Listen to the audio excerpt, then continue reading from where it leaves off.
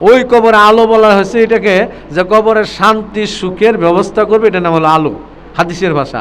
আর কবরে অশান্তি ব্যবস্থা হবে, এটার নাম হলো তার কবর অন্ধকার। আর দুনিয়া কুল্লু বাতেন, দুনিয়ার জমিন পুরাটাই অন্ধকার। আমরা কুয়াত বাস করতেছি, কুয়া কুয়া কুয়া, 7 আসমান 7 জমিন উপরে। আর দুনিয়া সিজ্জাতুল মুমিনিন, মুমিনদের জন্য দুনিয়া হলো জেলখানা।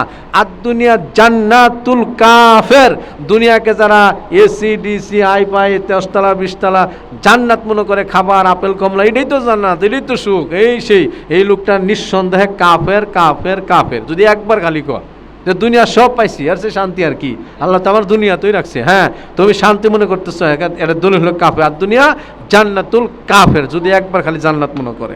আর দুনিয়া মাজরাতুল আখিরা, রসুলের 5টা হাদিস। আর দুনিয়া কুল্লু বাতেন, আর দুনিয়া সিজ্জাতুল মুমিনিন, আর দুনিয়া জান্নাতুল কাফের, আর দুনিয়া সিরাতুল মুমিনিন, আর দুনিয়া মাজরাতুল আখিরা। এই যে আখিরাতের বাজার হচ্ছে এটা মসজিদ। মসজিদ, এখানে আসো, কিছু কামাও, এই দোকানে একটু দান করো, বাজার করো, এই দোকানে একটু সময় দাও, নামাজ পড়ো, এই দোকানে একটু বৈশা জিকির করো, এই দোকানে বৈশা একটু আল্লাহকে স্মরণ করো। এটাকে বলা হয়েছে আর দুনিয়া মাজরাতুল আখিরা। আখিরাতের বাজার হচ্ছে মসজিদ ঘর। সুবহানাল্লাহ। তার জন্যই আমরা 6টা রোজা যারা করতেছি করি, আর যারা করেন নাই করার চেষ্টা করেন। মাস অর্ধেক চলে গেছে, 2,88,000 বছর জাহান্নামে আপনি আমি থাকবো, ঘুমাবো, নিঃসন্দেহে আল্লাহ দলিল দিয়ে দিছে হাদিস থেকে, এখানে আছে ফাজাইল আমলে। এর জন্যই নামাজ ছাড়া যাবে না। বাড়িতে, ঘরে, বাহিরে, মসজিদে ইশারা বৈশা আপনাকে আদায় করতে থাকেন, পড়তে থাকেন, পড়তে থাকেন। আল্লাহ মাফ করার মালিক, আল্লাহ কবুল করার মালিক। মসজিদে আসলে সওয়াব বেশি, মসজিদে আসলে জামাত কবুল হওয়ার সংখ্যা থাকে, মসজিদে আসলে মজা লাগে। আমি ধানমন্ডিতে ছিলাম ঈদের দাওয়াতে, একলা নামাজ পড়ছি, মজা লাগে না। পরে যাই নামাজ ফালায় কইছি মসজিদ কই আছে, নিচে মসজিদ আছে। পরে যাই সুন্দর সুব্যবস্থা, ওই বিল্ডিং নিচে মসজিদ। পরে নামাজ পড়ছি, হে মজা লাগে না, 2-3 মসজিদে। পরে হে বড় মসজিদ যেটা একেবারে কোটি কোটি টাকা খরচ করে বানাইছে, একটু দূরে হে নগিয়ে নামাজ পড়ছি। তাহলে মসজিদের একটা নামাজ পড়লে মজা আছে। মসজিদ কেন বানাইছি? আমরা সবাই বানাইছি আল্লাহর ঘর, ইবাদত খানা। এর জন্য মসজিদ আসা হুকুম আছে। আমরা ফজরের নামাজ পড়ে যদি কাজে যাই, আল্লাহ তাআলা বরকত দান করবো, ওয়াদা দিয়েছে।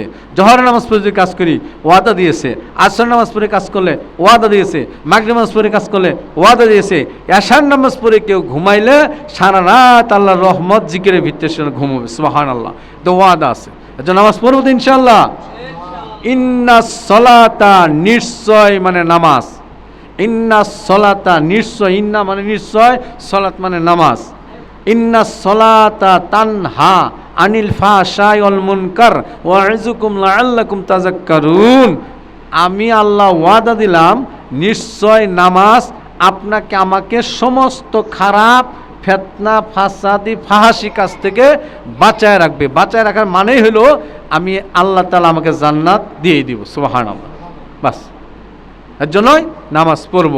আল্লাহ অসংখ্য দলিল দিয়েছে কোরআনে নামাজের ব্যাপারে, নামাজ ছাড়া যাবে না, নামাজ ছাড়তে আপনি আমি পারি না।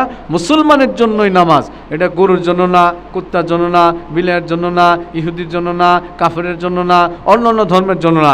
একমাত্র মুসলমান যারা দাবি করে, মুখে দাঁড়িয়ে রাখছে, টুপি রাখছে, মুসলমান মানে, মুসলমানের জন্ম হয়েছে, মুসলমানের ঘরে হয়েছে, ওর জন্য নামাজ পড়তেই হবে, পড়তে হবে। ছোট বড় সবার জন্য, যখন যার উপরে নামাজ ফরজ হয়েছে। মহিলা হইলে কত? 8, ছেলে হইলে 10। বসতে নামাজের তাগিদ দিতে থাকো। বুড়া বয়সে নামাজ পড়তে হবে, ঈশার নামাজ পড়তে হবে।